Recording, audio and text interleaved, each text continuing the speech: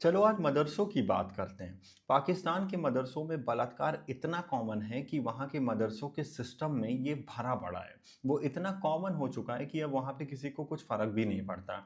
ऊपर से पाकिस्तान के जो डिफेंस मिनिस्टर हैं, वो कहते हैं कि हमारे डिफेंस मिनिस्ट्री के बाद जो सेकंड लाइन ऑफ डिफेंस है हमारे देश का, वो वहाँ के मदरसे हैं। इमेजिन जिस देश में हर मदरसे में बलात्कार हो रहा है, वो सेकंड लाइन ऑफ डिफेंस है according to Pakistan defence minister. और वहाँ के मदरसों में सिर्फ मौलवी ही नहीं इन्वॉल्व हैं, सीनियर स्टूडेंट हैं, क्लर्क हैं और बहुत सारे लोग हैं जो ये काम करते हैं बलात्कार का। और सिर्फ छोटी बच्चियां ही नहीं उसमें इन्वॉल्व हैं, वहाँ पे लड़कों को भी नहीं छोड़ा जाता।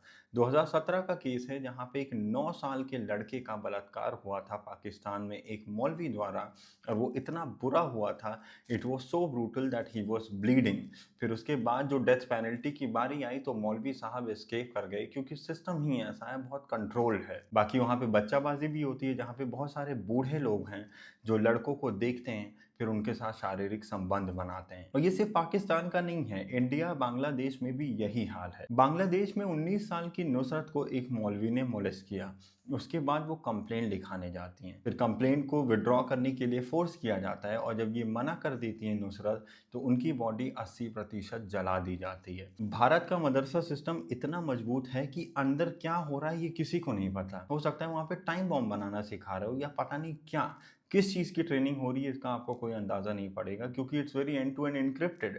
व्हाट्सएप चैनल होंगे, टेलीग्राम चैनल होंगे, वहाँ पे क्या कम्युनिकेट किया जाता है, बच्चों को क्या तालीम दी जाती है, you have no idea about it. NCRB जो कि डेटा निकालते हैं क्राइम के, उनके पास मदरसों को लेके कोई ऑफिशियल रिकॉर्ड है ही नहीं जो ईयर ऑन ईयर बेसिस हम इवेलुएट कर सके। मैंने अपने रिसर्च में बहुत कोशिश की, पर मुझे ईयर ऑन ईयर रिपोर्ट नहीं मिला। केस स्पेसिफिक इंसिडेंट ज़रूर मिले। अगर हम एनसीआरबी से रिक्वेस्ट करें जो भारत के मदरसों में हो रहा है, अगर उसकी तहकीकात हो तो आई एम श्योर बहुत सारा डेटा मिलेगा जो वो सोच भी नहीं सकते। अब इसका रीज़न क्या है, क्यों है इतना लैक ऑफ कंट्रोल? पहली चीज़ कि हर एक स्टेट के अलग अलग मदरसे बोर्ड है। हमारे देश में एक सिंगल गवर्निंग बॉडी नहीं है जो यूनिफाइड वे में हमारे देश में जितने मदरसे हैं उसको कंट्रोल कर सके, उसको गवर्न कर सके। बाकी इसकी फंडिंग कहाँ से आती है, इसके कितने डिफरेंट डिफरेंट सोर्सेस हैं, इसका भी आपको अंदाज़ा नहीं लग पाएगा। बाकी रजिस्ट्रेशन को लेके कि एक मदरसा हमारे देश में रजिस्टर कैसे होता है, इसका कोई यूनिफाइड लॉ भी नहीं है। बहुत सारे इसीलिए मदरसे अनरजिस्टर्ड रह जाते हैं, जिसकी वजह से ये इलीगल घोषित होनी चाहिए, क्योंकि एज थर्ड के अंदर क्या चल रहा है इसका कोई आइडिया नहीं है। तीसरी चीज़ है माइनॉरिटी राइट्स आ जाता है। अब चाहे वो बीजेपी की सरकार हो, आम आदमी पार्टी हो, कांग्रेस हो, ममता बनर्जी की सरकार हो, वोट बैंक तो सबको चाहिए। इसलिए हमारे देश के जो सेकंड लार्जेस्ट मेजॉरिटी हैं, जो इतने बड़े वोट बैंक है, उनको नाखुश कैसे ही कर सकते हैं। तो इसीलिए उनके ईगो को मसाज किया जाता है बहुत ज़्यादा। And this is very sickening and this is very sad कि हमारे देश के बच्चे इस चीज़ से गुजर रहे हैं, रिगार्डलेस ऑफ वो किसी भी फेथ के हो। No children should be victim of such heinous crime. तो अब इसका सोल्यूशन क्या है, क्या हो सकता है? पहली चीज़, जितने मदरसे हैं उनका रजिस्ट्रेशन कंपलसरी होना चाहिए, रिगार्डलेस ऑफ वो किसी भी स्टेट के हों, किसी भी डिस्ट्रिक्ट के हों। सरकार को एक लॉ लाना चाहिए जहाँ पे हर एक मदरसे का रजिस्ट्रेशन कंपलसरी होना चाहिए। सेकंड चीज़ है कि ये जो सो कॉल्ड टीचर्स हैं, सो कॉल्ड मौलवीज हैं, इनका बैकग्राउंड वेरिफिकेशन बहुत ज़रूरी है।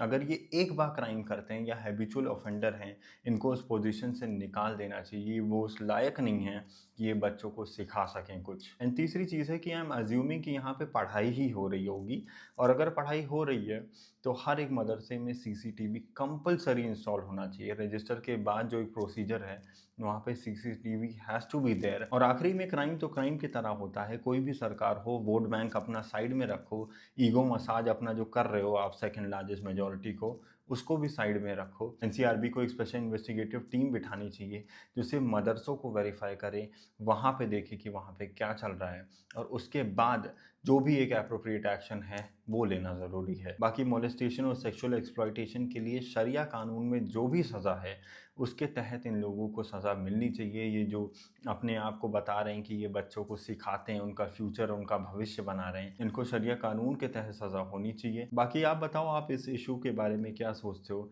क्या हमारे देश में जितने मदरसे हैं उनको लेके एक इंस्पेक्शन होना चाहिए कि नहीं? मैं आपके जवाब का इंतज़ार कर रहा हूँ।